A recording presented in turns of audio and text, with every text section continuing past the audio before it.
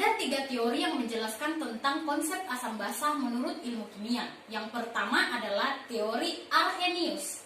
Ya, Arrhenius ini adalah seorang ilmuwan dari Swedia. Ya, menurut Arrhenius, asam adalah suatu zat yang ketika dimasukkan ke dalam air, dia akan terionisasi menghasilkan ion H+. Jumlah ion H+ yang dapat dihasilkan oleh suatu molekul asam disebut sebagai valensi asam. Sedangkan ion negatif yang terbentuk dari asam setelah melepas ion H+ disebut sebagai sisa asam. Jadi, menurut Arrhenius, asam terbagi menjadi 3. Ada asam monoprotik, ada asam monodiprotik, dan juga ada asam triprotik.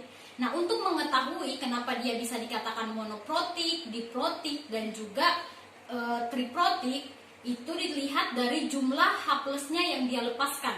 Nah, kalau dia monoprotik berarti dia melepaskan 1 ion H+. Sedangkan kalau dia diprotik, dia melepaskan 2 H+, dan ketika dia triprotik berarti dia melepaskan 3 H+. Nah, contohnya seperti berikut, ada HCl, ada H2SO4, dan ada H3PO4. Selanjutnya adalah basa. Nah, basa menurut Arrhenius ini adalah suatu zat yang ketika dilarutkan dalam air, dia akan terionisasi menghasilkan ion OH-.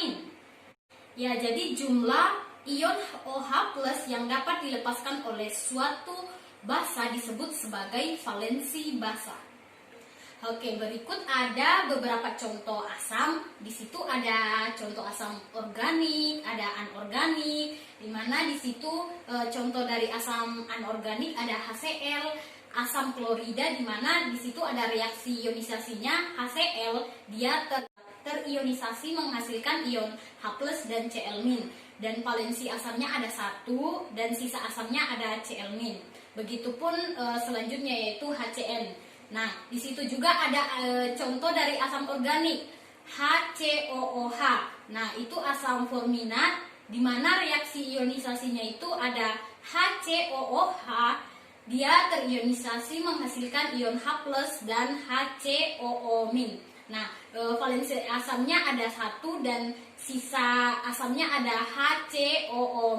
Begitupun selanjutnya yaitu CH3COOH. Ya, selanjutnya di sini ada contoh basa, ada KOH, di mana dia terionisasi menghasilkan K+ dan OH-. Nah, di situ ada OH-nya sehingga dia disebut sebagai basa. Nah, di situ juga ada BaOH 2 kali, dia terionisasi menghasilkan Ba2+ dan 2 OH-. Nah, di situ juga ada NH4OH, di mana dia terionisasi menghasilkan NH4+ dan OH-. Nah, di situ kenapa NH4OH ini dia menggunakan reaksi bolak-balik? Karena dia hanya terionisasi sebagian. Selanjutnya adalah asam dan basa menurut teori Bronsted-Lowry. Nah, menurut Bronsted-Lowry, asam adalah spesies yang memberikan proton, sedangkan basa adalah spesies yang menerima proton pada suatu reaksi pemindahan proton. Nah, proton yang dimaksud di sini adalah H+. Berikut ada contohnya, HCl bereaksi dengan H2O sehingga menghasilkan HCl- dan H3O+. Nah, di situ awal mulanya HCl itu memiliki 1 ion H+, kemudian dia memberikan kepada H2O sehingga H2O menjadi H3O+. Sedangkan HCl yang tadinya memiliki 1 ion H+, sisa HCl-. Nah, Bronsted-Lowry mengatakan bahwa asam ialah spesies yang mendonorkan proton atau memberikan protonnya. Nah, di situ bisa ditentukan bahwa HCl di sini dia yang memberikan sehingga HCl disebut asam, sedangkan yang menerima yaitu H2O disebut sebagai basa. Selanjutnya yaitu pasangan asam basa konjugasi. Nah, setelah melepas 1 proton, suatu asam akan membentuk spesies yang disebut sebagai basa konjugasi dari asam tersebut. Spesies tersebut adalah suatu basa karena dia dapat menyerap proton dan membentuk kembali asam semula. Nah, di sini ada contohnya. Di sini ada HCl, di mana HCl itu dia akan melepas 1 proton, kemudian sisa Cl-. Nah, Cl- itu disebut sebagai basa konjugasi. Begitupun contoh-contoh selanjutnya ada H2O, ada NH3, dan ada HSO4-. Demikian juga dengan suatu basa. Setelah menyerap satu proton akan membentuk suatu spesies yang disebut sebagai asam konjugasi dari basa tersebut. Nah, di sini ada contohnya, ada basa NH3, kemudian dia akan menerima satu proton sehingga dia menjadi NH4+. Nah, NH4+ ini yang disebut sebagai asam konjugasi. Begitupun selanjutnya, contoh selanjutnya ada H2O, ada OH-, ada S2-. Suatu asam hanya melepas proton jika ada basa yang menyerap proton tersebut.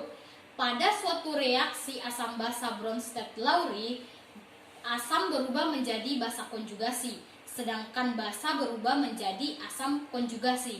Nah, di sini ada contohnya, HCl bereaksi dengan NH3 menghasilkan NH4+ dan Cl-.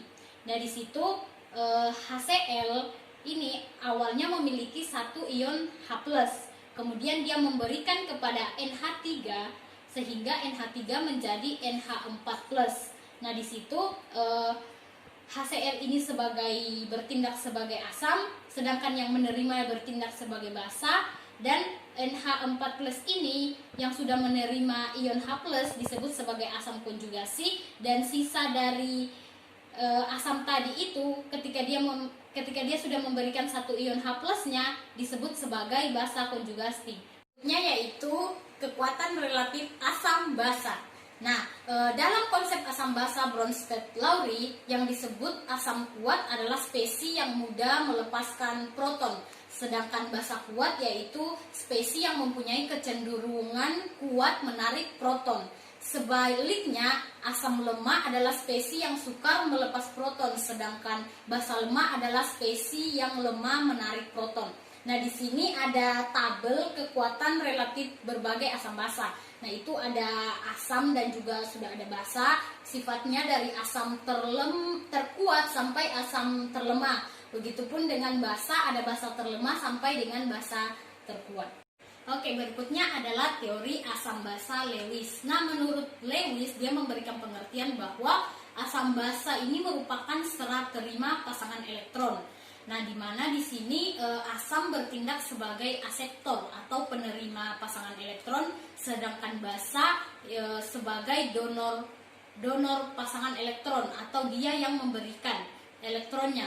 Berbeda dengan teori Arrhenius tadi, bahwa kalau teori Arrhenius tadi kan asam itu sebagai donor proton, sedangkan basa itu sebagai penerima proton. Berikut adalah contohnya, ada NH3 bereaksi dengan BF3 menghasilkan NH3BF3. Nah, kita ketahui bahwa NH3 ini memiliki pasangan elektron bebas, sehingga dia akan mendonorkan pasangan elektron bebasnya kepada BF3. Jadi dapat ditentukan bahwa di sini BF3 sebagai asam karena dia menerima pasangan elektron bebas, dan NH3 sebagai basa sebagai donor, dia yang mendonorkan pasangan elektron bebasnya. Syarat untuk menentukan basa pada teori ini tuh, yang pertama dia harus memiliki pasangan elektron bebas sehingga dia bisa mendonorkan elektron bebasnya itu. Elektron bebas yang dimaksud di sini itu yaitu pasangan elektron yang tidak digunakan pada atom pusatnya. Yang kedua yaitu bermuatan negatif, atau dia kelebihan elektron sehingga dia bisa memberikan elektronnya kepada zat lain. Kawan-kawan, demikian video yang bisa saya jelaskan. Di video selanjutnya saya akan